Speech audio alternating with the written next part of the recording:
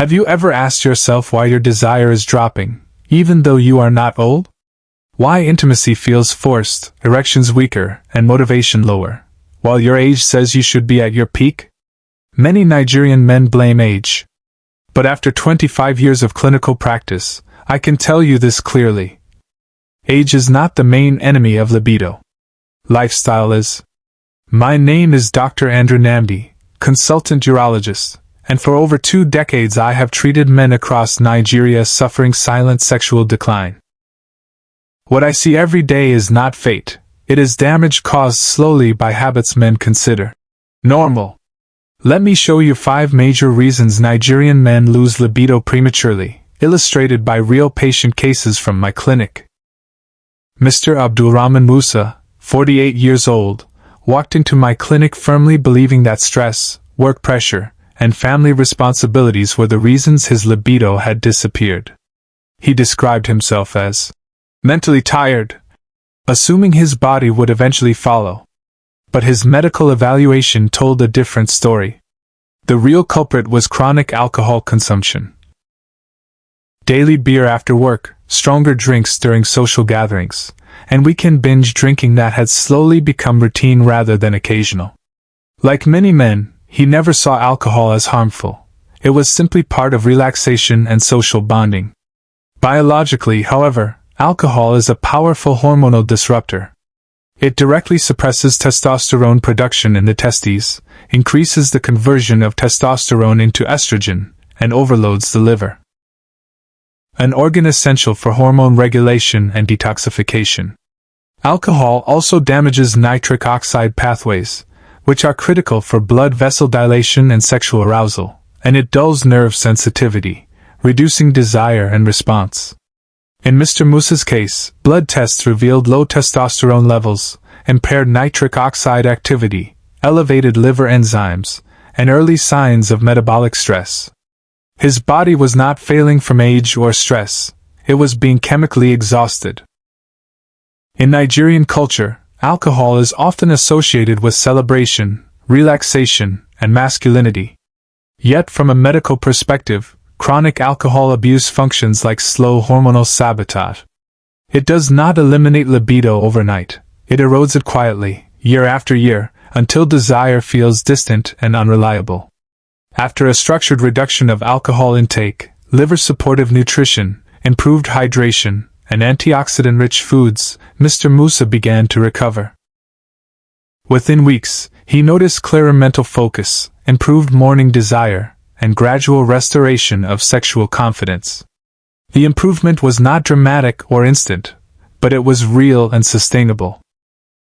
Mr. Chukwemeka Okiri, 52, proudly told me he ate well, just like most men in his social circle. His meals were rich, satisfying, and culturally familiar: egusi soup heavily loaded with palm oil, generous portions of fried beef and goat meat, thick pounded yam late at night, fufu with oily agbono, and frequent plates of fried plantain, dodo, soaked in reused oil. To him, this was normal Nigerian eating, food that gives strength.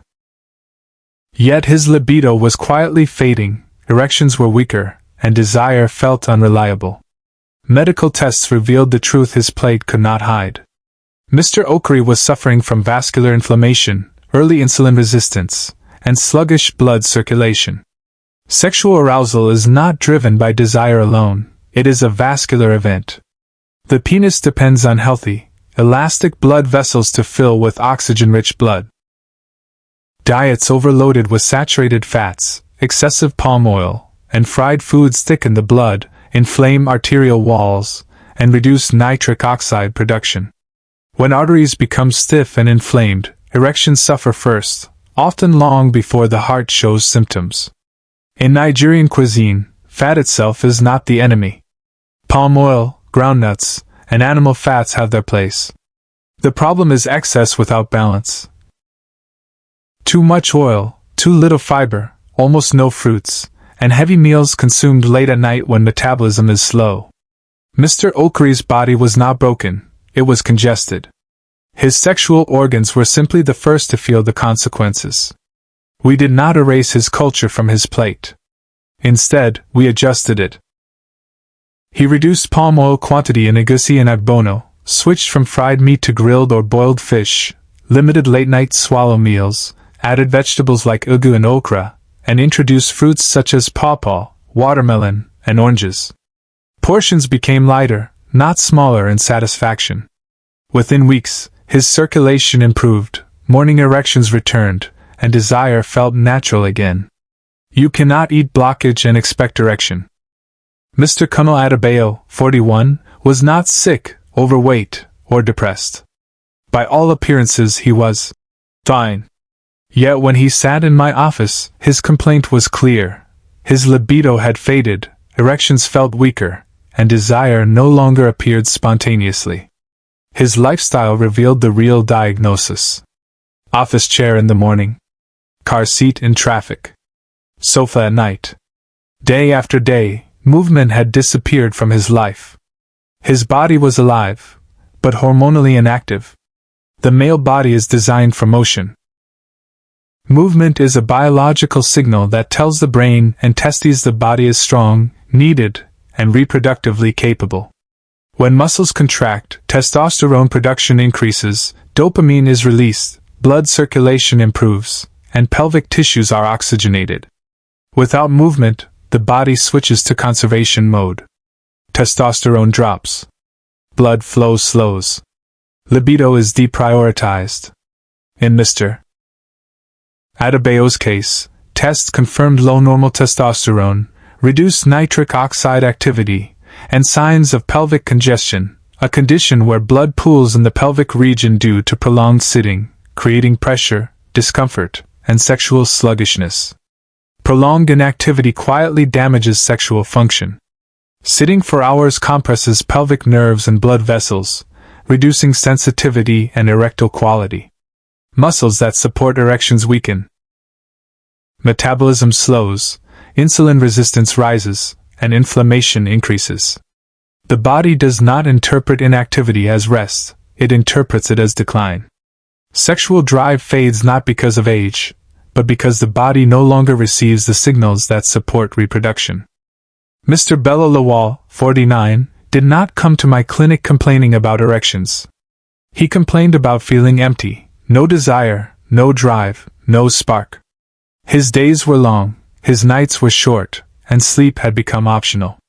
Late-night television, endless phone scrolling, mental stress, and fragmented rest had reduced his sleep to less than 5 hours per night. What he didn't realize was that his bedroom habits were silently dismantling his hormonal system. Blood tests told the truth his lifestyle hid. Testosterone levels were collapsing, cortisol was elevated, and his nervous system showed signs of chronic overstimulation. The male body produces the majority of its testosterone during deep, uninterrupted sleep, especially during the first hours of the night. This is when the brain signals the testes to repair, regenerate, and recalibrate sexual hormones. When sleep is shortened or broken, this process is interrupted. No deep sleep means no hormonal recovery. No recovery means no libido. Sleep deprivation also disrupts dopamine, the neurotransmitter of motivation and desire. Without dopamine, sexual interest fades, erections weaken, and emotional connection dulls. At the same time, cortisol rises, placing the body in survival mode.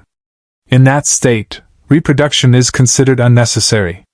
The body does not care about performance when it is exhausted, it prioritizes staying alive. We did not prescribe medication. We prescribed recovery. Mr. Lawal adopted a fixed sleep schedule, eliminated screens before bed, reduced evening stress, and created a dark, cool sleeping environment. Magnesium-rich foods were added at night to calm the nervous system. Within weeks, his sleep deepened. Shortly after, desire returned naturally. Morning arousal reappeared.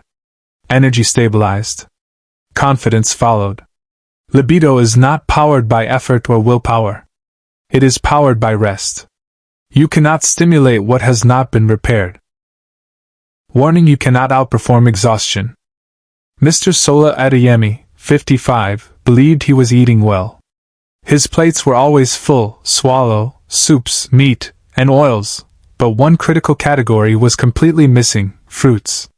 To him, fruits were optional, even childish.